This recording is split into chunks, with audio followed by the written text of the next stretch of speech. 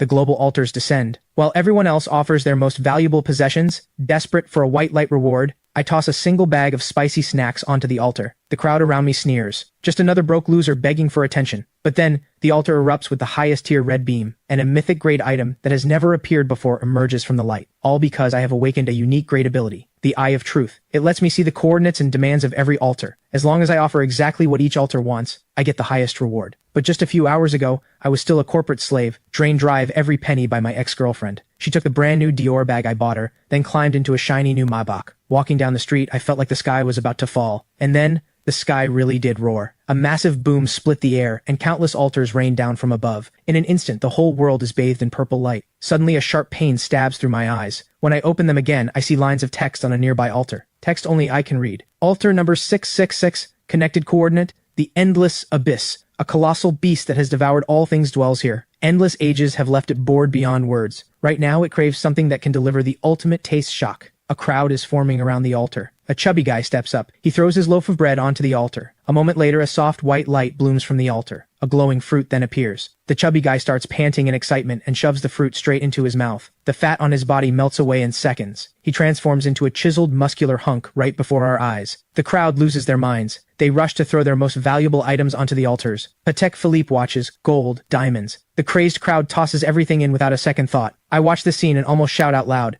because only I know that the creature behind this altar only wants the ultimate taste shock. And it just so happens, I have exactly that. A friend once brought me a bag of Reaper spicy strips from overseas. I licked it once, and my backside burned for 3 days and 3 nights. If a single loaf of bread earns an enhancement fruit, what would I get by giving it exactly what it craves? With that thought, I sprint home. I tear through every drawer until I find that bag of Reaper spicy strips. Once I calm down, I do not rush back out. I open my computer to check the news. Sure enough, the entire global internet has exploded. Every website is flooded with one word, altars. A tycoon offered a truckload of gold. He was granted extraordinary power, because after he hauled in crates of gold bars by truck and dumped everything onto the altar, he got a blue light reward. The altar returned a seed glowing with blue radiance. After swallowing it, the tycoon gained the terrifying ability to summon vines. One more piece of news catches my attention. Sakura Nation. Offering failed. A flesh-eating demon was summoned. It turns out a master offered his ancestral sword. What appeared instead was a demon wreathed in black mist. Casualties in Sakura Nation are catastrophic. The military is now involved. I read the news and suck in a sharp breath. So a failed offering can summon disaster. That means giving each altar exactly what it wants is everything. At that moment, my phone buzzes violently. Dragon Nation official alert. Initial research has revealed major risks and limits with the mysterious altars. Each person may offer to the same altar only once, and may make at most 3 offerings per day. The descent of the altars also triggered an unknown energy pulse, which has destroyed every surveillance device on the planet. My heart clenches. This is a gift from heaven. I check the time on my phone. 10 p.m. I pack up the Reaper spicy strips. Without hesitation, I sneak back to the plaza. The place is empty now, with only scraps of leftover offerings from the day. I pull the Reaper spicy strips from my pocket and carefully place them on the altar. The altar reacts violently. A red beam of light erupts toward the sky. In an instant, the entire city is bathed in blood-red light. Even residents miles away on the streets are terrified by this earth-shaking sight. And then,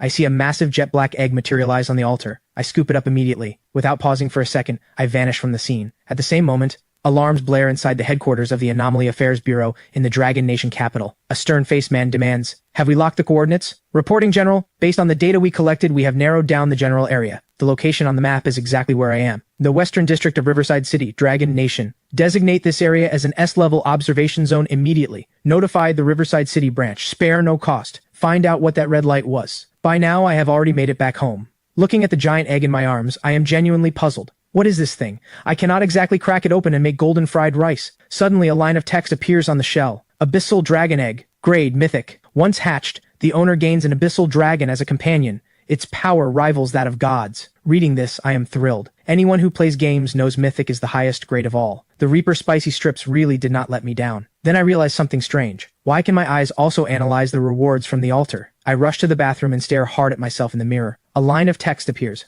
Eye of Truth. Grade. Unique. Can see through the cause and effect of all things. Gaze upon an altar to reveal its connected coordinate and required offering. Gaze upon any altar-related item to reveal its grade, name, and effect. So that is how it works. I never imagined these eyes could do so much. Suddenly I remember the forum posts I saw earlier. Countless people made offerings and got back a piece of dead wood that meant nothing to them, or a plain, ordinary rock. They had no idea what these things did, so they wasted them. But I am different. One glance is all it takes. All hidden information becomes mine to see. Hunting for hidden treasures is no longer just a fantasy. I tuck the dragon egg into my bed and glance at the clock on the wall. 10:30 p.m. Until midnight, I have 1.5 hours left. I still have 2 offerings remaining today. With that in mind, I start packing things that might come in handy. Tiger balm, a lighter, a philosophy book. Things others might call junk, I take all of it. Last, I shove a fruit knife into the bag for self-defense. Then my eyes land on the picture frame on my desk. Vivian smiles brightly in that photo. Keeping it serves no purpose. None at all. I shoved the photo into my pocket, planning to throw it away. Outside, I head straight for the abandoned industrial district in the western part of the city. The place has been deserted for years. The terrain is complex. Perfect ground for my plan. Then my phone rings out of nowhere. The caller is none other than my ex-girlfriend Vivian. I hang up immediately. I block her and delete her contact. At that very moment, in a 5-star hotel, Vivian is with Damon. She had assumed I was still hunched in my shabby rental, sulking in misery. Who would have thought the next second her call would be hung up? A nameless rage flares up inside her. How dare a worthless loser she dumped hang up on her? What is wrong, babe? A simple greeting melts away Vivian's anger in an instant. Looking at the man in front of her, she is more than satisfied. He can casually pull out bags worth tens of thousands and watches worth hundreds of thousands. These are the finest offerings of this new era. In the face of such fortune, devotion and vows mean nothing. After all, when she offered the Dior bag I gave her, the altar erupted in soul-stirring green light, and her next 2 offerings also produced that rare green light. Clearly, she is the chosen one of this era. Damon sitting beside her also seems deeply interested in Vivian, but deep in his eyes, there is nothing but calculation. He had only planned to spend a little money for fun. He never expected this woman's luck to be this absurd. 3 offerings in a row, all green light. Keeping her around might prove very useful later. Meanwhile, I have already reached the abandoned industrial district. I have to find 2 suitable altars and make my offerings before midnight. Otherwise the chances are wasted. Just a few steps in, I spot an altar. Altar number 25091. Connected coordinate. The junkyard realm. A mechanical imp that takes joy in collecting trash. It has a nearly obsessive fixation on bottle caps. I shake my head slightly. A trash-collecting mechanical imp. How great a reward could it possibly give? I keep walking, and another altar appears ahead. Altar number 18472. Connected coordinate. The dried pond. A carp spirit on the verge of dying of thirst only wishes for one more sip of sweet fresh water. Not satisfied with this one either. I keep moving until I reach a small alley filled with trash. After making sure no one is around, I lock my eyes onto another altar. Altar number 4444. Connected coordinate. The Theater of Sorrows. A tragic heroine doomed to repeat her role on stage forever has grown deeply weary of her predetermined script. She now craves an item born from real betrayal, soaked in pure hatred and burning resentment. My breath catches. The altar number is 4 fours, and the demand is impossibly specific. But wait, I just got dumped. I pull out the photo of Vivian. I drag the fruit knife across her face. Afraid I cannot channel enough hatred and resentment, I close my eyes and start remembering. You came down with a fever? I already promised my best friend we would go shopping. Just drink more water yourself. Where is my gaming account? I sold it. Men who play games are wasting their lives. I am keeping that few thousand to buy us nice food. You should grow up. I am not going to suffer alongside you. We were never meant to live in the same world. Please stop bothering me. Remembering all this, I suddenly smile. I pull the lighter from my pocket and flick it on. After scorching part of the photo, I place the offering onto the altar. A purple beam shoots up. The reaction is less explosive than the red light, but the news has not mentioned this color before. I feel a quiet thrill. 5 tattered ticket stubs appear. I grab them in my fist. The Eye of Truth activates. Text appears. Set item, ticket to Act 4. Grade, epic. One-time use. When used, it forces the target to relive their deepest fears or most painful memories. Their mind collapses for 3 seconds, leaving them unable to act. Epic grade. Not as powerful as the Dragon Egg, but a 3-second hard control item is enough to decide life and death in a fight, and this seems to be part of a set. What happens if I collect all the earlier acts? No time to think about it. Only 30 minutes left until midnight. I search through the entire industrial district. I find another altar. Altar number 7591. Connected coordinate. The Lost Crossroads. A lost explorer longs for the right direction. I shake my head, turn, and walk away. There is no advice I can offer for that demand. After walking a bit further, another altar catches my eye. Altar number 1988. Connected coordinate. The Silent Library. An elderly head librarian longs to hear one heartfelt word of praise from another. I almost choose this one. But then I remember the bitter days I have lived through. I have to maximize my gain. After wandering around in a wide circle, I finally discover a massive factory workshop. Inside is an altar. Altar number 101010. At first, the number does not impress me. Then I realize something. This number is binary code. A line of text appears. Connected coordinate. The Logic Singularity. A super AI on the verge of awakening self-awareness. It has mastered every form of complex reasoning, but still cannot understand one paradox. Why do intelligent beings ponder questions that hold no meaning for survival? It craves a sample of such useless wisdom. I decide instantly. This is the one. I pull a book out of my backpack. A philosophy book called Being and Nothingness. The match is absolutely perfect. I place the book on the altar. A piercing screech tears at my eardrums. The air fills with the burnt smell of fried electronics. I panic for a second. Did I just fry the AI's processor? Then suddenly, a pillar of golden light bursts toward the sky. The entire workshop is bathed in light. My heart pounds wildly. In just a few hours, I have collected red, purple, and gold lights. 3 colors not even reported online. Suddenly, a deadly chill rushes at me from behind. The bright light lets me catch a glimpse of a dark figure. He charges at me with inhuman speed. His blade is about to plunge into my back. But the next second, the attacker's body suddenly freezes. A scream of agony follows. His knife clatters to the floor. He clutches his head in pain. Because in the split second before I could react, I had already used the ticket to Act 4. 3 seconds of being trapped in his most painful memories. I yank the fruit knife from my waist. One swift strike, and he is finished. Then I lean against the wall, shaking uncontrollably. It is my first time killing someone. Looking at the corpse, I turn my head and throw up everything in my stomach. A moment later, I force myself to stand. So high-tier light pillars mean opportunity, but they are also a death warrant. They attract predators lurking in the dark. Then I notice something on the corpse. 2 dim white orbs of light hover above the body. The Eye of Truth activates. Light step leggings. Grade. Common. Slightly increases movement speed and jumping power. Status. Unbound. I look at the second item. Crude Stamina Charm. Grade. Common. Slightly increases physical endurance. Status. Unbound. Those words send a shock through my mind. A brutal rule surfaces in my head. Kill and claim. Take down a target, and the items they earn through offerings become yours. This guy had 2 practical items on him. He has probably done this to others before. So why is the entire internet full of light pillars and rewards, but not a single post mentions this risk? The more I think about it, the colder my blood runs. It is not that nobody knows. The ones who know have all chosen silence. Some of them are like the corpse on the ground. Others want to be the hunter. And some simply do not dare to speak. The government, for example. Announcing this would be admitting that the existing social order has already collapsed. The Dark Forest law is taking over. The entire world would spiral into chaos. With that thought, I cannot afford to waste time. I gather up the 2 white orbs and look toward the center of the altar. A fist-sized metallic cube sits there. The Eye of Truth activates. Dimensional Vault. Grade. Legendary. Once bound, the user gains a dimensional space with an initial volume of 1,000 cubic meters. Altar-related items can be stored or retrieved at will through thought. Legendary grade. And a logistics-type item. I immediately think of the dragon egg back at home. Storing it in this space is the safest option. The instant my finger touches the cube, a vast space opens up inside my consciousness. With a single thought, I drop the tickets to Act 4 inside as well. Once it is done, I check my phone. Just past midnight. I sheathe the blood-stained fruit knife and prepare to leave the place. But just 2 steps out, a massive bolt of lightning rips across the sky. Huge raindrops crash down. A moment ago the sky was clear with bright moonlight. How is it suddenly pouring? This rain is wrong. I freeze in place, not daring to make a move. I have an umbrella in my bag, but I have no idea if this rain is dangerous. After all, if altars can fall from the sky, rain that mutates people is not out of the question. I pull out my phone to check. Sure enough, the forums are flooded with posts about the rain. The hot topic minutes ago was offerings. Now it is all people asking, is it raining and thundering on your end too? Guys, this rain is definitely off. Do not let it touch you. Watch out for mutations.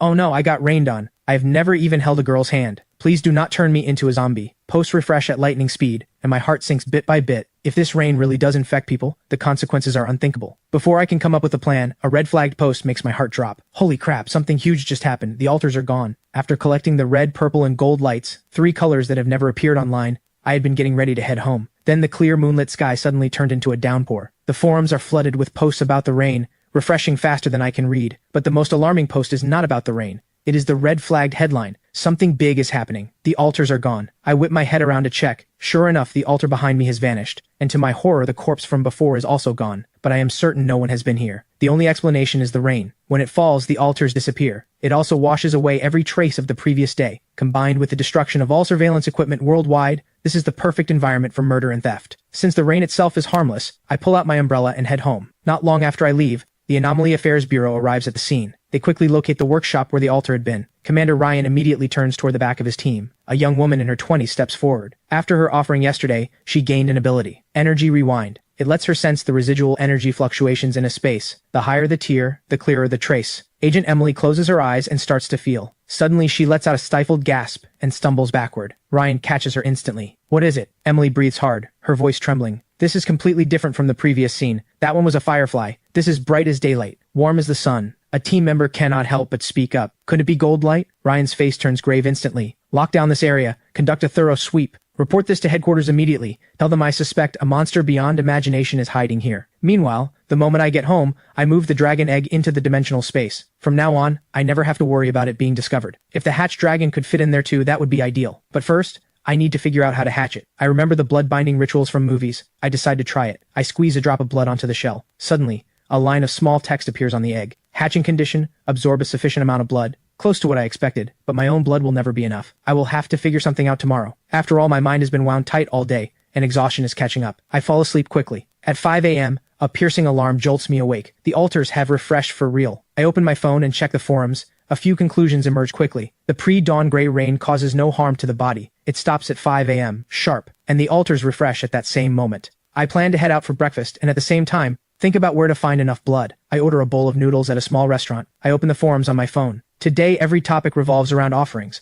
Plenty of people have turned into compulsive gamblers over the altars. While I am eating, I overhear a conversation at the next table. One of the men leans in and says in a hushed tone, "Look at all those people out there, obsessed with offering to altars, tossing antique jade pieces in there like degenerate gamblers. They have forgotten one important thing." The other man asks, "What could be more important than the altars?" People still need to eat. They have to eat. So food, oil, and rice are always essential. I am planning to snatch up a small food processing factory at rock-bottom prices. When those lunatics burn through all their money and come crying for food, I will be the food king of Riverside City. At those words, a bolt of lightning explodes in my mind. Food processing involves meat. And where does that meat come from? Slaughterhouses, without a doubt. If I can buy out a slaughterhouse at a bargain price, the blood problem solves itself. I rush back home, open my computer, and start digging through listings. Because of the altars, many factories are now up for sale. I quickly lock onto one listing. Small slaughterhouse on the western outskirts of Riverside City. Urgent sale due to personal reasons. Price negotiable. Without hesitation, I dial the number. We agree on a meeting time. After hanging up, I check my account balance. To some people, this amount would not even cover a single decent offering. But for me, it just might buy a private dragon's nest. 2 p.m. I arrive at the western outskirts of Riverside City. A middle-aged man comes out to greet me. He starts pitching the property. This slaughter line had expensive maintenance done last month. The cold storage refrigeration is top of the line. I just scan the place saying nothing. My cold demeanor makes him uneasy. He tentatively throws out an inflated price. I do not respond. I just shake my head. After some back and forth, I buy the place for 40% of his asking price. He signs the contract and hands over the keys. He also gives me the contact number for a nearby livestock farm. Supply chain problem solved instantly. I do a walkthrough of the property I just bought, then I push open a hidden hatch in the ground. It leads to a worn-down storage room. Suddenly, the Eye of Truth senses a faint energy fluctuation. I carefully brush aside the dust, and an altar emerges before me. Its surface is blood red, and the sound of a beating heart drifts from it. I force down my fear and activate the Eye of Truth. A sharp pain shoots through my eyes. Twisted, blood-burning text appears. Altar number 40, connected coordinate, the Crimson Throne. All things are food, until the Crimson Crown is claimed. Special trait 1, Eternal Altar. This altar exists permanently. It does not count toward the daily offering limit. Unlimited offerings allowed. Special trait 2, Flesh Forge. Any altar reward can be offered here and converted into source blood. Absorbing it permanently boosts the user's overall vitality. My mind reels. This is the lowest numbered altar I have ever seen, and it is permanent. What is even more insane, the offerings are unlimited, and the location is essentially my private domain. With this altar as a hub, every useless reward I get later can be turned into source blood to strengthen my body. The urge to test it is overwhelming. Conveniently, I have an altar reward right in my pocket. I toss in the crude stamina charm I picked up last night. An ancient-looking glass bottle materializes in the center of the altar, half filled with a dark liquid. The Eye of Truth activates. Source blood, once absorbed, slightly increases overall vitality. Permanent enhancement. Exactly what I expected. Without hesitation, I drink it down. I expect a foul, bloody taste. Instead, it is crisp and sweet. Just as I am wondering why I feel nothing, a wave of heat erupts inside me. Every cell in my body greedily drinks in the energy. Steam starts rising off my skin. This sensation is nothing like the items I have used before. This power surges directly from my flesh and blood. I walk over to half a beef carcass hanging on a hook. One simple punch, and over 100 pounds of beef goes flying into the corner. This is more terrifying than I imagined. I have only absorbed one bottle of common source blood. Becoming a god in the flesh might not be a dream. I push down my excitement. Tomorrow I will buy a batch of chickens to hatch the dragon egg.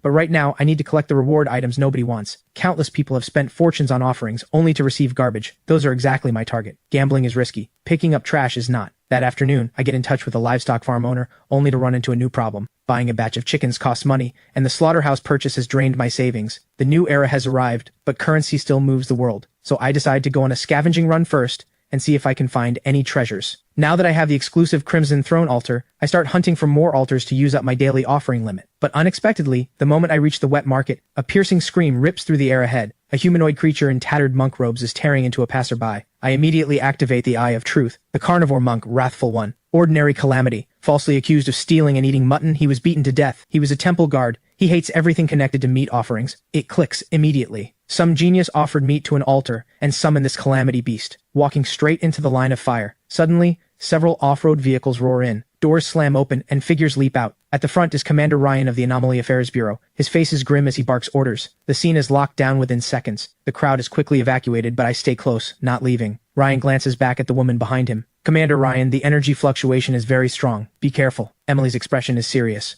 From behind the cordon, I hear every word clearly. Holy crap. She can sense energy fluctuations. What kind of ability is that? Suddenly, Emily's senses pick up something. She looks straight at me. Our eyes meet. I force down the panic rising in my chest. On the surface, I maintain the curiosity and fear of an ordinary bystander. Emily's brow furrows slightly. She just sensed an unusual energy fluctuation, but it was too faint. She is not sure. Was it just her imagination? Right at that moment, the wrathful monk inside the market lets out a furious roar. Ryan immediately orders his team to lay down suppressing fire, but the monk is completely unaffected by firearms. Seeing this, Ryan shouts, "Squad 2, move!" The words have barely left his mouth when two figures shoot forward, one from each side. One of them moves so fast he leaves an afterimage. He raises a dagger and strikes at the back of the monk's neck. The other lifts a massive iron rack and slams it down on the creature's head. The fierce assault leaves the monk wide open. Ryan seizes the opening and joins the fight himself. His long blade crackles with blinding electricity. A single strike, and the monk's head falls clean off. Watching this, I am genuinely shocked. Their coordination is flawless, and the gap between us right now is enormous. I need to level up fast. The sun is about to set. I decide to find a safer area to search for altars. I head toward the outskirts. Along the way, I see plenty of altars, but their overall quality is even worse than the first day. As I walk past an unfinished building, the Eye of Truth picks up a faint energy fluctuation. I climb the stairs to the second floor. A strangely shaped altar appears before me. Altar number 1955. Connected coordinate. The City of Eternal Clocks. A clockmaker god who pursues absolute precision. Because the eternal clock he created is too perfect, he has fallen into endless boredom. He longs for change. Reading this, I cannot help but mutter, is this guy just bored out of his mind? The altar number is low, which suggests good rewards, but time cannot be seen or touched. I cannot think of any offering that fits, so I leave for now and search elsewhere. As I head deeper into the outskirts, I find another altar. This one is woven from spider silk. Altar number 37112. Connected coordinate the pig demon's lair. A pig demon mother who has lost her singing voice. Her child cries every night from nightmares. She wants to sing the pig demon's lullaby once more to soothe him. Reading this, my head starts spinning. I cannot even hum a single human lullaby all the way through. A pig demon's lullaby is way out of my league. I turn and leave, frustrated. 2 failures in a row are starting to make me anxious. Just as I am about to give up on this area, a faint glow from a bus stop catches my eye. I quickly walk toward it. An altar built entirely from matchsticks comes into view. Just standing near it, I am drowned in waves of sorrow. I activate the Eye of Truth. Altar number 23333. Connected coordinate the snowy street corner. In a blizzard, a little match girl feels confusion and sorrow like never before. She cannot understand why the people walking by no longer need the matches she sells. Reading the description, I am stunned. This familiar setup, this sorrowful atmosphere. Is this not the little match girl from the fairy tale? Even fairy tales have become real dimensions. As shocking as it is, this altar might actually have something. After thinking it over, I pull out the lighter I just bought and place it on the matchstick altar. Times are changing. If you cannot catch the wave, how are you ever going to sell matches? The moment my words fade, something strange happens. A deep hum rises from the altar, then a purple beam erupts from it. Here we go again. I immediately fix my gaze on the reward. A palm-sized box hovers in the air. I am full of questions, but I still rush forward and grab it. A bad feeling creeps in. Name, Matchbox of Hope. Grade, Epic. Generates 5 matches of hope automatically every day at 5 a.m. After reading this, I fall silent. An epic grade item that just produces 5 lousy matches a day? Out of curiosity, I pull out all the matches and hold them. Match of Hope. Grade, Common. When lit, it burns warm and bright. Wind and water cannot easily extinguish it. Inflicts bonus burning damage on calamity targets. Damage to calamities. Now that is interesting. If I run into a blacklight monster, this could come in handy. But only 5 matches a day still feels weak. Just as I am about to put the matchbox into the dimensional vault, a thought strikes like lightning. The matches are common grade. If I offer them all to the Crimson Throne, would I not get 5 free bottles of source blood every day? I cannot hold back the excitement anymore. I have to test it right now. I sprint back toward the slaughterhouse. 20 minutes later, I burst into the slaughterhouse. I rush to the Crimson Throne. I take out one match and place it in the center. I hold my breath, watching closely. The next second, a familiar scene unfolds. A small dark red bottle materializes out of thin air. Source blood. It worked. My heart races with excitement. The Matchbox of Hope combined with the Crimson Throne. This combo is incredible. 0 risk, and a steady, terrifying stream of gains. After offering all the remaining matches, I now have 5 bottles of source blood. I drink them all down. My blood feels like it is boiling. My whole body burns with heat. A few minutes later, I finally adapt to the new power. I check my phone. There are only 2 hours left until midnight. 2 offering chances left, and I cannot afford to waste them. The City of Eternal Clocks altar comes back to mind. Low number, time-based theme. Its reward must be powerful. But what could possibly serve as the right offering? At that thought, I look around the room. My eyes land on an old desk calendar. My father brought it home from his office before he passed away. I have never had the heart to throw it out. The calendar is covered in markings of all kinds. The most striking one is a black circle drawn on June 7th. That is the day my parents died in a car accident. It is also the day I visit their graves every year. Flipping further, September 15th is the day Vivian and I started dating. December 24th is her birthday. There are many other markings as well. Payday, credit card due, a classmate's wedding, rent payments. Some good, some bad. Together they map out a timeline that belongs to me. Suddenly the idea about the clock altar becomes clear. The time it creates is flawless. No deviation, no surprises, no accidents, no joy, no pain. it is like a dead world. But this calendar is different. It carries the trajectory of a single human life. The time inside it is messy, complex, full of uncertainty. Time like that is alive. What the altar needs is not more advanced technology. It needs an understanding of time. With that thought, I head out, straight for the clock altar. When I stand before it again, I take out the calendar and solemnly place it in the center. Perfect time has no life. This time, full of regrets and an imperfect life, is the kind that is truly alive. Do you like this change? The moment my words fade, the calendar on the altar vanishes. Time itself seems to freeze. Everything around me falls dead silent. Suddenly, golden light explodes outward. The entire unfinished building blazes with brightness. Countless fragments of human lives flash before my eyes like a runaway slideshow. At the same time, an ancient pocket watch materializes at the center. I quickly activate the Eye of Truth. Pocket Watch of Fate. Grade, Legendary. Passive ability. Grants the wielder extreme sensitivity to incoming changes. The user gains reaction and judgment time far beyond ordinary humans. Reading this, I cannot help but frown. What good is that? But the moment I close my hand around the watch, an indescribable sensation washes through me. I realize how foolish I was. This watch does not grant raw strength or speed. It grants control and awareness. It allows me to channel my superhuman vitality and strength with absolute precision. To be safe, I quickly place the pocket watch of fate into the dimensional vault. To my surprise, the resonance with the world does not weaken at all. It still works. From now on, if I ever face another sneak attack, I can take them down without using any of my trump cards. I check the time again. 10:40 p.m., just over an hour until the altars refresh. One last offering left. But after combing through the entire area, I only find two useless altars. One connects to a swamp full of giant mosquitoes. The other connects to a dung beetle paradise.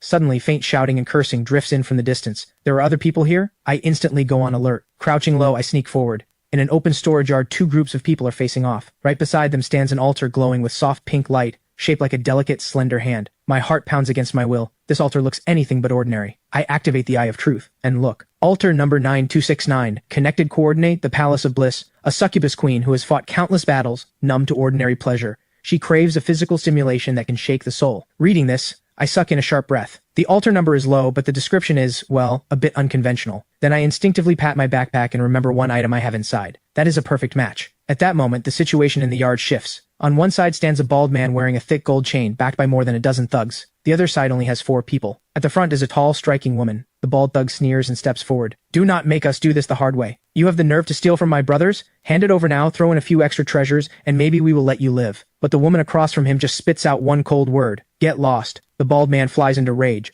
Brothers, get them! Just as the dozen-plus thugs charge in screaming, the 4 on the woman's side instantly form a defensive formation. The woman, dagger in hand, charges right back at the thugs. The others are no slouches either. One of them, a powerhouse type, swings a steel pipe with brutal force. The other 2 strike at the legs and groin. The thugs start losing ground fast. The bald man roars in fury and unleashes a kick at the powerhouse fighter. The man spits blood instantly and flies a few meters back. With the bald man joining the fight, the tide turns instantly. The woman's allies are cut down one after another. The bald man corners the woman against a shipping container. She does not back down. A flash of cold ferocity crosses her eyes. All of you, die. The bald man senses danger and tries to retreat, but the woman crushes a flesh bead in her hand. Black mist sweeps across the entire yard. From within emerges a creature over 3 meters tall. Holy crap. A black light monster. The thugs freeze in horror. But what happens next is even worse. The monster turns the moment it appears and immediately rips the closest powerhouse fighter in half. The bald man is scared out of his wits. She is insane. That woman is completely insane. She kills her own people. The thugs scatter, but the monster has already surrounded them. A one-sided slaughter begins. I watch from the sidelines, my heart pounding. This woman is genuinely ruthless. To escape, she is willing to drag everyone down to hell with her. She is a walking time bomb. Within minutes, the only one left fighting is the bald thug, struggling to escape. But with one leap, the monster pins him down. A few minutes later, the yard has become a slaughterhouse. The thugs and the woman's allies are all corpses now. But the monster keeps prowling, looking for more targets. The woman who summoned it is hiding behind a pillar, not daring to even breathe. I check the time, frowning. 11:50 p.m. I cannot wait any longer, or my last offering of the day is wasted. I take a deep breath, steady myself, and channel all my vitality. I charge straight at the wild woman. Die! The woman behind the pillar senses danger immediately. But instead of running, she grips her dagger and counterattacks. She thrusts the blade at my chest from an impossibly tricky angle. The old me would never have dodged this strike. But with the source blood and the pocket watch of fate at work, her attack trajectory is laughably clear. I can even predict her follow-up after I dodge. I tilt my body slightly and slip past the strike. Before she can react, I slash open her arm. Another slash takes out her other hand. Both her arms are useless in an instant. She starts screaming for mercy. We can talk, please, mister. Have a little pity. But my eyes are ice cold. No mercy. Once a fight starts, you finish it. I drive the fruit knife straight at her throat. There is no way she can dodge this. But just as the blade is about to touch her neck, the woman screams, and with a loud pop, she explodes into a cloud of blood mist out of nowhere. My blade cuts through empty air. After the mist clears, the woman is gone without a trace. I am stunned. She did not die. She escaped right in front of me. What kind of insane ability is that? I had assumed she would be an easy kill tonight. I never imagined this world could be so deep. A survival skill like this is something I have never even heard of. Still, she will not dare come back anytime soon. Right at that moment, a roar mixed with rushing wind snaps me back. The blacklight monster has spotted me. Just as its claws are about to rake across me, I take a small step back and evade the strike. Using the brief opening when its attack misses, I slice a gash across its leg with the fruit knife. The monster howls in pain and counterattacks. But every move it makes looks like slow motion to me. The prediction granted by the pocket watch of fate is just too strong. Within a few exchanges, I use my superior footwork and speed to leave it covered in wounds, but I cannot find its fatal weakness. As I keep dancing around it, I activate the Eye of Truth. The back of its skull glows red. That is the spot. I use the light step leggings to leap high into the air. I drive the knife into the back of its skull with every ounce of strength I have. Its massive body crashes to the ground. I let out a long breath. Finally done. I cannot afford to waste a second. I pull the dragon egg out of the dimensional space. Dinner time, little guy. I place it next to the monster's corpse. The egg seems to come alive. The pool of blood on the ground vanishes at a visible rate. Even the monster's corpse withers up within moments. A line of small text appears on the egg.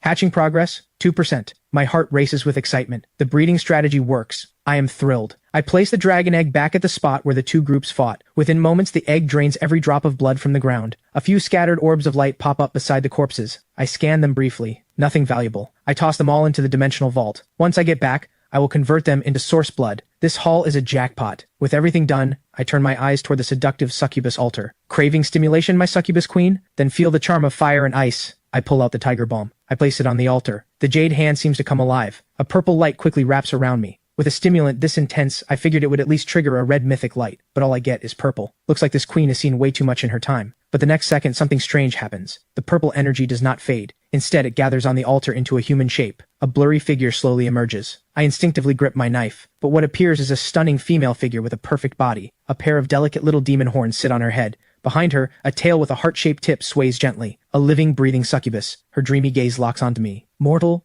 you have pleased me. As your reward, I will grant you one chance to fulfill any wish. The succubus's voice leaves my throat dry. The blood in my body starts rushing somewhere it should not. Holy crap, I just unlocked a hidden tier wife. But just as the air thickens with tension, a wildly out-of-place hum cuts through. The dragon egg beside me starts shaking violently. Before I can react, an indescribable, terrifying suction force erupts from the black egg. The freshly formed succubus freezes. She senses death itself. The suction defies all logic. It drags her in instantly. The moment she touches the egg, she dissolves into pure purple energy and is devoured by it. Dead silence surrounds me. I freeze on the spot, my mind blank. What just happened? Where is my epic grade wife? The dragon egg on the ground lets out what sounds like a satisfied burp. Then it slowly floats back into my arms. I hold it with trembling hands, because the text on the egg is climbing wildly. Hatching progress just shot up to 41%. The energy of one epic grade succubus is that massive? At the same time, I notice a purple glow on the egg, with a few tiny heart-shaped marks now etched into it. An abyssal dragon paired with little hearts. The egg nuzzles restlessly against me. I know my succubus wife is not coming back. I jab the shell with a vicious poke. You better hatch into a hot girl to make up for this. Right at that moment, a clap of thunder splits the sky. The gray rain begins. I duck under a nearby awning, and every trace of the earlier battle dissolves in seconds. I start replaying the fight in my head. That woman escaping bothers me. It is like a venomous snake hiding in the shadows. I decide to slip into a nearby 3-story building, hoping to catch her. A surprise kill could put an end to this threat for good. Meanwhile, at the Anomaly Affairs Bureau headquarters in the Dragon Nation capital, a researcher in a white coat bursts in. General, good news.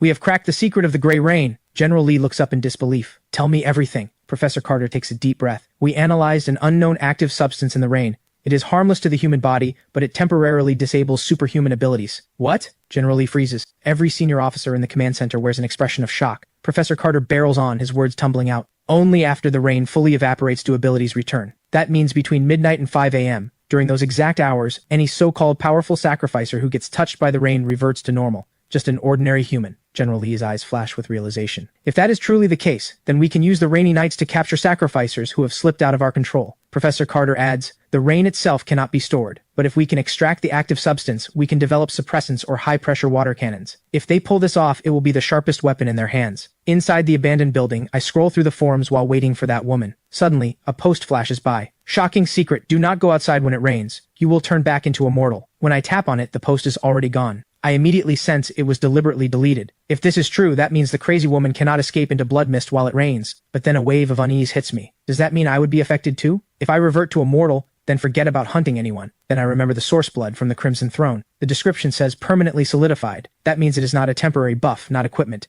It is my own strength. The rain can strip away armor, but it cannot dissolve muscle. The dimensional vault is also a sealed space. It should not be contaminated. And the pocket watch of fate is inside the vault, so my perception ability stays intact. Under the gray rain, while everyone else gets reduced to weaklings, my own weakening is barely noticeable. Does that not make me the only god of this rainy night? My heart is about to burst. I have to test this. Right now, I stand in the gray rain that everyone else fears, a grin on my face I cannot even hold back. This rain can wipe out every superhuman ability, but it cannot touch the body enhancement from the source blood. While every other ability user gets reduced to weaklings, I am the only god of this rainy night. Meanwhile, the woman who witnessed my terrifying power has just escaped back to her mansion, using her blood escape ability. Her men in black, seeing her in this state, panic immediately. A butler rushes over. "Miss Scarlet, how did you get hurt this badly? Where are the others?" Scarlet's eyes are filled with terror. "They are all dead. Even I almost got killed by that stranger. He is terrifyingly strong." Orders the butler to bring a sketch artist. She is desperate to capture my face on paper. Meanwhile, the moment I get back to the slaughterhouse, I dump all my collected items into the Crimson Throne. These items lose their effect under the gray rain. Better to convert everything into source blood for personal enhancement. After downing all 4 bottles of source blood, I head inside and crash. At 5 a.m., I wake up right on schedule. I had already arranged things with the farm owner last night. The first batch of chickens has already arrived. I turn into a ruthless machine and start processing. After 500 chickens are fully consumed, the dragon egg's hatching progress reaches 42.3%. 500 chickens for only 1.3%. Is this thing not a literal money-eating beast? I decide to change my strategy. The arrival of the altars has hit traditional industries hard. The farm owner is anxious because he cannot move his livestock. If I can quickly turn his poultry into half-finished products and let him handle the sales channels, I only need to charge a processing fee, while the dragon egg absorbs what it needs. That works perfectly. I dial the farm owner, I lay out the idea straight up, and we hit it off immediately. That afternoon, Boss Walker delivers another 500 chickens. He even wants to bring in chickens from his competitors. I know he is angling to be a middleman and pocket the difference, but until the dragon egg hatches, I want him to bring me as much poultry as possible. After Boss Walker leaves, the flesh mill starts up again. This time I do not chase efficiency like I did in the morning. Instead, I focus on controlling the angle and force of each cut. This is a unique form of training. I can feel myself and the blade in my hand becoming more and more in sync. This repetitive work sharpens my control over my power. As night falls, the dragon egg's hatching progress reaches 43.6%. I shoulder my bag and head out. Night is the best time for offerings. On the other side of the city, Vivian and her boyfriend Damon arrive at Night Bar. They meet a man who calls himself Vince. After paying a 500,000 yuan introduction fee, Vince gives them a mysterious location. Soon, Vivian and Damon drive off. Damon cannot contain his excitement on the way. Once we get into the Black Shadow, the biggest underground organization in Riverside City, no one in this town will dare touch us. Your loser X and all those nobodies will know better than to mess with us. A flash of anticipation crosses Vivian's eyes too. That loser, probably scraping by somewhere right now, and he had the nerve to block me, has not sent a single message in days. Meanwhile, I sneeze on my way to find an altar. I just went through the darkest moment of my life. The altar only gave me a blue-grade item, the Windrunner boots. This item can dramatically boost movement speed, but during a rainy night it becomes useless. When I get back, I will offer it to the Crimson Throne first, and see what grade of source blood it converts into. By around 11 p.m., I spot something glowing by a small river. As I get closer, I find an altar that is different on the left and the right sides. On the left stands a flaming phoenix glowing with red light. On the right rises a dull, lifeless heavy ruler. I quickly activate the Eye of Truth. Only then do I realize the two altars are linked together by a thin thread of energy between them. So twin altars are actually a thing? But the more I look, the more uneasy I get, because neither altar is ordinary. The Phoenix Altar. Altar number 7766. Connected coordinate, the 9 heavens immortal realm. Selena, the proud daughter of the heavens, is troubled. 3 years ago, her fiancé Blaze suffered a regression in his cultivation. The family elders are now pressuring her to call off the engagement. She stands at a crossroads, unsure which path to take. The altar on the right is just as extraordinary. Altar number 6677, connected coordinate, the 9 heavens immortal realm. Blaze, the genius young man, has had his cultivation mysteriously stall. He has fallen from grace, now scorned by everyone as a useless wreck. He longs to break free, but no one will help him. Reading this, my heart pounds wildly. Selena and Blaze. I know exactly where the story is going. As the puppet master behind the scenes, what should I do now? If I do not push Selena to break off the engagement, Blaze may never activate his cheat power in the depths of despair, and I will get nothing. So I have to follow the story and stir the pot at the critical moment. Selena may not be heartless,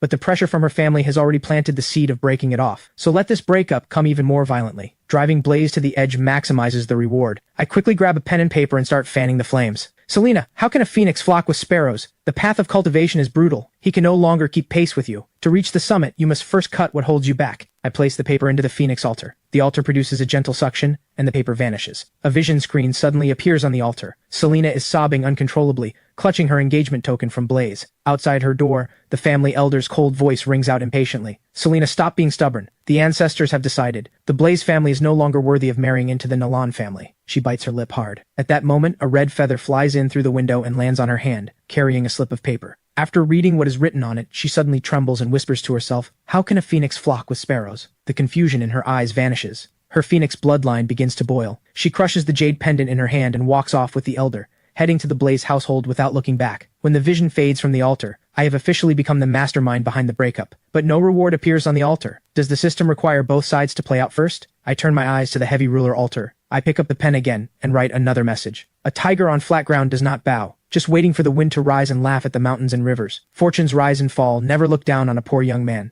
After writing it, a surge of hot blood rushes to my head. I slap the note onto the altar. With a thunderous boom, the karmic vision this time bursts forth even more violently than before. Inside the Blaze family hall, the atmosphere is suffocating. Selena's expression is ice cold. Even the elder behind her wears nothing but contempt. The Nolan family hereby declares the engagement with the Blaze family officially broken. A toad lusting after a swan. Do not even think about dragging down the future of our holy maiden. The mockery from the crowd makes Blaze clench his fists. Endless humiliation surges in his chest. He looks towards Selena standing nearby, his eyes resolute. Fine. Then today I divorce you. From this day forward, we have nothing to do with each other. Afterwards, Blaze stands on the back mountain, roaring at the sky. Just as he is about to break, a slip of paper carrying my will drifts down and lands right on his face. He freezes for a moment. He unfolds it, and overly dramatic words leap into his vision. Fortunes rise and fall, never look down on a poor young man. Blaze's body trembles violently. The flame in his heart, almost extinguished, suddenly flares back to life. My fate is mine, not the heavens. I, Blaze, will never sink into oblivion. Just as his fierce conviction reaches its peak, the black ring on his right hand bursts with brilliant light. An aura that has slept for ages awakens from within. Little one, you have suffered all these years. Outside, the vision screen shatters in that instant. A surge of energy crossing time and space slams into the altar. The reward this time is going to be earth-shaking. What grade will it be? I stare hard at the altars. The Phoenix altar on the left erupts with a pillar of black light shooting into the sky. A terrifying aura explodes outward, soaked in rage and resentment. Holy crap. Black light. I am done for. I have to run. But at that moment, the heavy ruler altar on the right also bursts forth with a pillar of energy. Blinding red light lights up the entire sky. I stop dead in my tracks. Red light. I am not running anywhere. Looking at the rewards from both altars, my scalp tingles. One pillar of soaring black light and one of the red light that drives everyone mad. I make my decision instantly. Not running. I turn and sprint straight toward the heavy ruler altar, snatching the item that appears within the red light, a dagger wreathed in black mist. At the same time, the ground beneath my feet shakes violently. A figure rises from the black light altar. Her face bears a slight resemblance to Selena's, but her expression is wild with madness, and her voice is dripping with hatred. You made me lose him. I quickly activate the Eye of Truth. Selena's inner demon wraith. Grade, Epic. A resentment calamity born from twisted karma, shares the same bloodline as Selena, personality, obsessive and insane. I instantly try to bolt, but the wraith chases me down immediately. A massive force slams into my chest. Even with a body as tough as steel, I cough up a mouthful of blood. My heart sinks in pure terror. Holy crap, how am I supposed to fight this? The wraith closes in instantly. A straight punch aimed at my throat. The pocket watch of fate is screaming warnings. I leap back, dodging the strike, and counterthrust at the wraith. Just as I think the dagger will never pierce her defense, it slides in without any resistance. My eyes light up. This dagger is no joke. The wraith yelps in pain and retreats, refusing to engage at close range. Then she hurls a ball of black flame at me. I roll and barely dodge it, then prepare to go on the offensive. If the dagger can break her defense, then killing her is not impossible. I activate the Eye of Truth. Purple light flickers on the wraith's abdomen. That is her weak spot. I lunge forward, stabbing straight at her belly. The wraith blocks immediately, and one hand swipes at me. I shift the dagger's angle in an instant, slashing open a gash on her belly, but her sharp claws tear deep into my left arm. The light on the wraith's abdomen dims. Then we trade blows head on. I drive the wound on her belly even deeper, but I get smashed and sent flying as well. As I struggle to get up, my spine feels like it is about to snap. The light on the wraith's belly grows dimmer and dimmer. She presses her palms together, gathering every ounce of resentment in her body. A massive blade forms instantly and slashes down at me. This is exactly the opening I am waiting for. I throw out a ticket to Act 4. The wraith's giant blade dissolves instantly. Her face fills with confusion and regret. I burst forward at full speed, stabbing her abdomen again and again. Finally, her body crashes to the ground. The fight is over.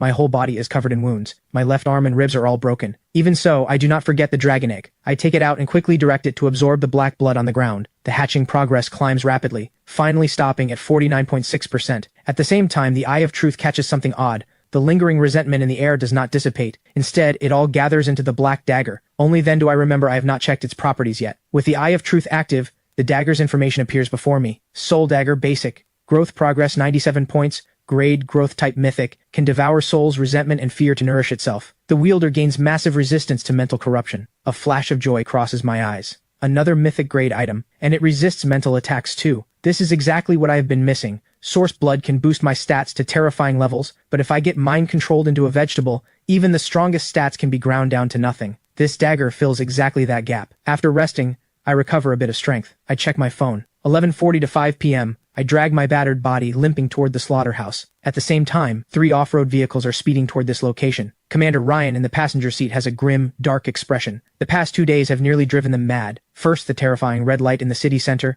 then the gold light at the abandoned factory. Now another pillar of red light has erupted in the western outskirts. This time he has to find some leads, but Agent Emily beside him sounds shaky. Commander, if we do not arrive before midnight, every trace of the battle and residual energy will be washed away. When the convoy arrives, the scene is pure devastation. Clear battle marks cover the ground. Not far away lies a body that is neither human nor demon. Ryan immediately orders his team to gather evidence and signals Emily to use energy rewind. Emily steps forward briskly, presses her palms together, and closes her eyes. As soft blue light spreads outward just as a vision is about to appear, right before her eyes, her body suddenly jolts. She spits out a mouthful of blood and collapses backward, unconscious. Ryan is shocked and immediately catches her. At the same time, scattered raindrops begin to fall, and a bolt of lightning splits the sky. Midnight has arrived. Every clue is washed clean by the gray rain again. The altar and the blood on the ground all vanish. Fortunately, a team member rushes over to report. "We collected a few drops of blood." Ryan grits his teeth. "Report this to headquarters immediately. Notify everyone, all hands on deck tonight." Meanwhile, I finally make it back to the slaughterhouse. My injuries forced me to take over 2 hours just to walk back. The first thing I do is offer the Windrunner boots to the Crimson Throne. A brand new bottle of source blood appears. Grade: uncommon. Once absorbed, significantly increases overall vitality. Permanent enhancement. Seeing the words significantly increases vitality, I get a little excited and down it in one go. Shakes violently. A surge of power rampages through me. My bones and wounds regenerate at a furious pace. This uncommon source blood is the ultimate life-saving elixir. Moments later, my wounds start to scab over. I take out the dagger again. Tonight's battle has forged a bond between me and this weapon. Starting tomorrow, I have to keep slaughtering chickens. Every chicken I kill from now on will sharpen my striking technique, boost the dragon egg's progress, and improve the dagger's growth. A true 3-in-1 perfect cycle. The next morning I find that my wounds have nearly fully healed. I take out 5 fresh matches and offer them. After drinking down the 4 bottles of source blood, I call Boss Walker and tell him to bring me everything he has in stock. 1,200 chickens arrive shortly after. I pull out the soul dagger and begin training. After a full morning of processing, the soul dagger's growth reaches 197 points. The dragon egg gains another point as well, finally reaching 54% hatching progress. At that very moment, the egg finally stirs. A small crack splits the shell, and a fluffy tail pokes out, with a familiar heart-shaped tip. Did the devoured succubus not have a tail just like that? Well, well, well. Worthy of the dragon egg I raised with my own hands. You better hatch into a cute little dragon girl for me. Meanwhile, Scarlet and her group arrive at the abandoned storage yard. The woman following beside her is none other than Vivian. Thanks to her insane luck, Vivian has successfully become a core member of the underground organization, the Black Shadow. Suddenly, Vivian asks with some confusion, "In a place this remote, is the master you mentioned really here?" Scarlet turns and shoots her an icy glance. "Do not think your luck gives you the right to run your mouth. That man is incredibly strong. For trash like you, one finger is all he needs. If not for the informant saying red light appeared in this area last night, I would never dare risk coming back here." Not far away, on the rooftop of an unfinished building, a figure silently observes Scarlet's group. Reporting to the Bureau, suspicious target spotted at the abandoned storage yard in the western outskirts. Inside the Anomaly Affairs Bureau in Riverside City, Commander Ryan hears the report. A flicker of relief crosses his grim face. Finally, a lead. After acquiring both the mythic gray dragon egg and the dagger, I finish processing 1,000 chickens in just one morning. The soul dagger and the dragon egg's progress have both surged. I am in a great mood, ready to head back into the city and find chances to make offerings. But just as I step into the bustling pedestrian street, a piercing, despairing scream tears through the air. A middle-aged man clutches an empty box, wailing, "My wife left me. My daughter does not even recognize me. What is the point of living anymore?" The security captain beside him looks annoyed. "You think this is a wishing well? When you were gambling like a degenerate, did you ever think about the consequences?" The crowd around the man is buzzing with chatter. From their words, I piece together what happened. The man sold his house, bought a jade pendant, all for this one offering today, and the altar gave him back a useless wooden stick. I turn my gaze to the altar that caused the tragedy. It has a strange shape and glows with gold light. No wonder it tempted the man to gamble everything here. I activate the Eye of Truth. Altar number 17626. Connected coordinate the goblin's abandoned vault. A goblin collector who has grown tired of gold and jewels longs to collect the most advanced technological creations in the world. Reading this, I cannot help but smirk. The jade thumb ring this man went bankrupt to buy was offered to a goblin obsessed with tech. This ending was written from the start. The security captain signals his men to drag the man away. Suddenly, an arrogant voice cuts through the crowd. "Hold on." A stunningly seductive figure walks over. None other than Vivian herself. She lifts her chin, basking in the greedy stares around her, then glances at the middle-aged man. "If you die, you really lose everything. Want to get back what you have lost?" Hope flares in the man's eyes. "Yes, I want to. Whatever you want me to do, I will. If you want offerings every day to gamble with, then come with me." Vivian snaps her fingers. Several bodyguards behind her instantly hoist the man up. The crowd is stunned. Is this beauty here to do charity? Was it not always rich men keeping innocent girls? Why is this the reverse? Two thugs on the edge of the crowd hear the chatter and snort with laughter. You all do not get it. This is called farming. Plenty of people have no money for offerings, but others have all the money in the world and only a limited number of daily offerings. That is where these farmed losers come in. Everything they get from offerings goes to the top. If they pull good items, they get fed feasts of land and sea, living the high life. If they fail to pull anything good, they get squeezed until completely useless, drained to the last drop, hence the name, human slot machines. I hear every word clearly from the side, but other people's fates are not my concern. Just as I turn to leave, a voice rings out behind me. Hey you, wait! I recognize Vivian's voice, but I do not respond. I keep walking. Stop! Are you deaf? I told you to stop! In an instant, several bodyguards in black rush over and surround me. I am forced to stop and slowly turn around. Vivian wears an expression of twisted satisfaction. Ever since she latched onto the Black Shadow, the biggest underground organization in the city, her streak of green lights has made her a star within the group, but I am like a thorn lodged in her heart. A loser like me had the audacity to block and delete her, and now I just walked right into her. She crosses her arms and looks down at me with a mocking smile. You blocked me, then could not stop yourself from coming to find me. Regretting it now? Too late though. The crowd erupts in laughter and murmurs. Where did this gigolo come from? Sounds like her ex. A toad lusting after a swan exactly like this, but my stomach is growling. I have zero patience for Vivian right now. Seeing my indifference, Vivian finally snaps. Still putting on an act? Suddenly she kicks off her right high heel and pulls off her black stocking right there in public. You wanted me to take pity on you, did you not? Get on your knees and kiss my toes and I will toss you 20,000 yuan as dog food money. She pulls a thick stack of bills out of her bag. The crowd erupts in jeers. This guy hit the jackpot. Lick it, lick it. Why does the goddess reward him? Can I take his place? The voices of troublemakers blend together and pull me out of my hunger-induced daze. What is this woman blabbering about? Is she not just delaying my trip to the open-air food stall? Seeing me unmoved, Vivian finally snaps. Get on your knees, now. But the moment she finishes speaking, a sharp smack rings out, loud enough to silence the noise around us. Vivian's pretty face whips backward. A red handprint blooms across her pale skin. Then I backhand her with such force that she crashes to the ground. Vivian clutches her face in disbelief. The bodyguards rush at me instantly, but after a few dull thuds, they go flying with screams of pain.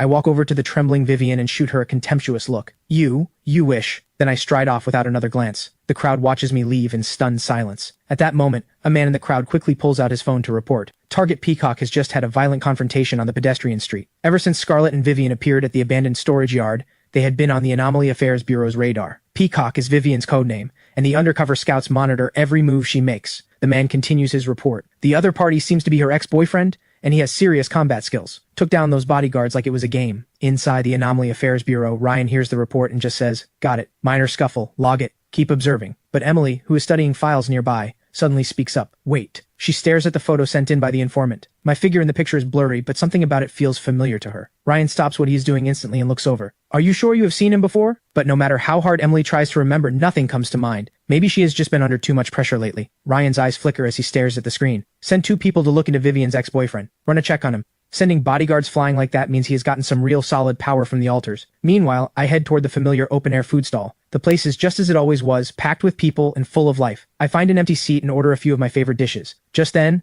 a middle-aged man in his 40s walks toward me. He clutches a red bag, weaving between drinking tables. Soon he stops at the table next to mine, where a group of men are playing drinking games. Excuse me, gentlemen. I have an item here. Could you take a look? It is a blue-grade item I just pulled today. Blue-grade? The men freeze. The man pulls out a blue and white porcelain teacup from his bag. They take it curiously and inspect it one by one, even using a flashlight to examine it carefully, but they cannot figure out what the teacup actually does. The bearded man waves his hand impatiently. Just tell us what it does. How much do you want for it? The middle-aged man bites his lip and holds up 3 fingers. The function is not clear yet. The bearded man spits out his drink. 30,000? Have you lost your mind? 30,000 for a useless teacup with no known purpose? The middle-aged man tries to explain, but he is shouted down. I take in everything from my seat. Then the Eye of Truth activates instantly, landing on the unassuming teacup. Cup of stillness. Grade. Uncommon. Can hold the gray rain. Reading the description, I suck in a sharp breath. This is a divine artifact. The gray rain can wipe out every superhuman ability, but normally it cannot be stored. With this cup, all I have to do is splash the stored gray rain, and I can instantly cripple a top-tier ability user. I have to buy this. Right now. With that thought, I quickly call the middle-aged man over. He hurries over. Boss, want to take a look at my item? This really is a blue-grade item. The bearded man at the next table quickly warns me, young man, do not be a fool. This guy is obviously a con artist. A real blue-grade item costs way more than a few tens of thousands. I just smile, nod, and gesture for the man to sit down. Waiter, add 2 more chicken legs and a large beef chow mein. This guy is hungry. Extra meat, please. The middle-aged man cannot believe it. Not only does the boss not chase him away, he is even buying him food. This young man looks harmless enough, but is he secretly planning to harvest my kidneys? When the hot food arrives, the middle-aged man digs in greedily. After he finishes, I say, I will take the porcelain teacup. His name is David, a former senior investment analyst. His daughter fell seriously ill, draining every penny of his savings. With no other options, he was forced to sell the porcelain teacup. After we settle the deal, I take David with me to withdraw the cash. On the way, David clutches the porcelain cup, looking uneasy. Young man, do you really trust me? Hearing that, my footsteps slow. Uncle David, what I trust is not the cup. It is the spirit of a father willing to give everything for his daughter. The most precious thing in this world is not treasure. It is the light that still burns in your eyes. All this time, he has endured nothing but cold stares and mockery. My words are like warm sunlight to him. Young man, I will never forget your kindness. I swear, if I ever get the chance, I will repay you. I quickly withdraw the cash. When the heavy stack of 30,000 yuan lands in his hands, David finally breaks down. His hands shake. He tries to drop to his knees, but I catch him and pull him up. After exchanging contact info, he disappears into the crowd. Watching him go, I think of my Crimson Throne. It needs massive amounts of junk items to feed it, so it can keep producing source blood to strengthen me. I need someone to specifically buy up the junk items that everyone else looks down on. And the buyer cannot betray me, at least not in the short term. David will be useful from now on. I pull out my phone to check the time. 7:40 p.m., just over 4 hours until the gray rain. Time to start offering. But suddenly, a commotion erupts in the plaza ahead. What is happening to the moon? The bright, clear moon is being swallowed by a layer of crimson. In just a few seconds, the moon turns completely blood red. My heart jolts. Anyone who plays games knows what a blood moon means. Bad omens, curses, and catastrophe. What on earth is going on? Anxiety and dread spread through the crowd. Every face is bathed in an eerie crimson hue. I quickly pull up my phone and open the forum. It is flooded with speculation about the blood moon. We are doomed. I have a feeling something huge is going to happen tonight. Bold prediction. During the blood moon, the chance of pulling good items doubles. Gambler's charge. So what does the blood moon actually do? I look at an altar nearby. It looks like a rusted-out vending machine now growing eerie under the blood moon's influence. I activate the Eye of Truth. Altar number 20247. Connected coordinate the mechanical wasteland. A vending machine spirit wandering through the wasteland. It collects all kinds of currency. Blood moon effect. 10 offerings remaining. A gambler steps up and tosses his last coin into the altar. The coin vanishes instantly, and the remaining offering count drops by 1. But here is the strange part. The reward item gives off no light at all, and is wrapped in a layer of blood mist. No matter how close anyone stands, nobody can see what is inside. My pulse races. Under the blood moon, altars now have limited offering counts, and the offering process no longer reveals reward light. Only the offerer knows what they got. This is heaven sent for me. Even if I pull 3 red lights in the middle of the pedestrian street, everyone will just assume I got nothing good. I need to find altars fast. I quickly complete 2 offerings, but the results are disappointing. One only gives me a blue-grade longsword. It cuts steel like mud and is virtually indestructible, but I am the man who already owns a mythic-grade soul dagger. This longsword is just a snack for the Crimson Throne. The other altar gives me a purple-grade pauldron, the Beast Wrath Pauldrons. Once equipped, it grants an active skill that briefly unleashes berserker power, followed by a long period of weakness. Looks like converting it into source blood is its only fate. I wonder what epic-grade source blood tastes like. Finally, at a street corner, I spot another altar. The Eye of Truth activates. Altar number 1050. Connected coordinate the lost sea of stars. An ancient stargazer lost at the edge of the cosmos. The light he spent his entire life chasing has gone out. He longs to see the light of hope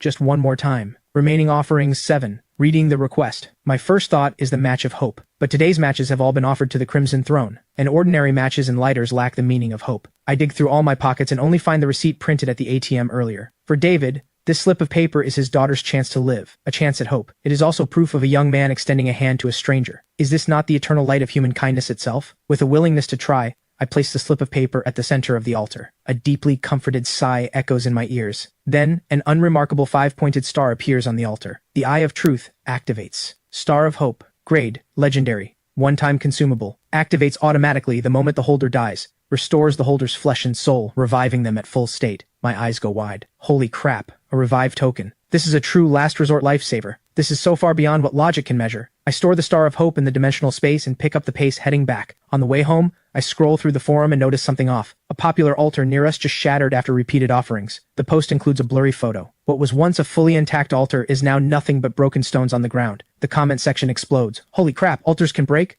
Someone here did the math. It looks like 10 offerings will destroy them. Out with the old, in with the new. Destroy them all. Maybe better ones will come. Two sides argue back and forth, and the government remains silent. Looks like the higher-ups have also been caught off guard by this sudden turn of events. This proves the blood moon is no joke. Whether the breaking of altars is a blessing or a curse remains unknown. I need to convert my new gear into real, solid power. On the way back, I noticed several altars with no offerings made yet, still at 10 remaining. The outskirts really do have fewer people. The moment I get back to the slaughterhouse, I offer the blue-grade longsword to the Crimson Throne. After downing the uncommon source blood, I take out the epic-grade pauldron. The Crimson Throne actually trembles. A bottle of purple source blood appears. Source blood. Grade. Epic. Once absorbed, dramatically increases overall vitality. I tilt my head back and chug it down. Epic source blood is nothing short of a nuclear blast. Terrifying energy detonates inside my body, and my muscles surge and reform with terrifying intensity. So this is what an epic grade source blood feels like. I feel like I could punch through the basement wall right now. I check my phone. 11:59 p.m. I open a live stream to see if anything changes after midnight. In the live stream, a man is standing in front of a food-themed altar made of various materials. I thought this food altar would drop me some crayfish or something, but ever since the blood moon arrived, the only difference is that the altar did not disappear. He pulls out his offering, ready to make the sacrifice. But the altar suddenly starts shaking violently. A massive, tentacled creature crawls out of it. A gaping, bloody maw fills the entire screen. Then the live stream cuts to black. Horrifying chewing sounds pour out from the audio. The live chat explodes. What just happened? A giant tentacle monster came out of the altar. Poor streamer never got his crayfish, he got eaten instead. Something is wrong, why is there a monster outside my building too? And there are more than one.